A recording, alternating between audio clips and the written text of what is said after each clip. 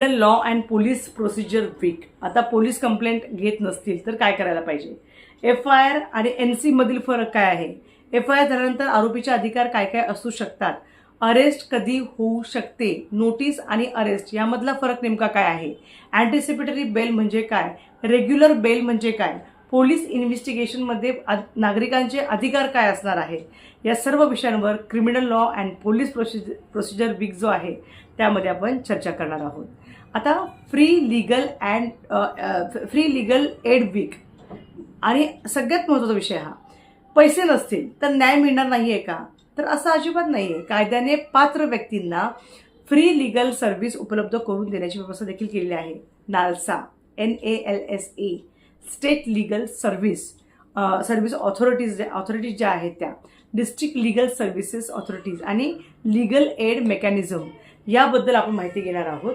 न्याय सेतू सारख्या उपक्रमांद्वारे उपलब्ध होणाऱ्या कायदेशीर मदतीची माहितीही आपण यामध्ये समजून घेणार आहोत.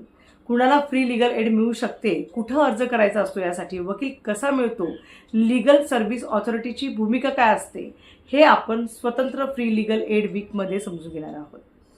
आता अजून बरेच म्हणजे लॉ काय एवढासा नाही आहे की लगेच समजून घेऊन होणार आहे. भरपूर असे विषय आहेत.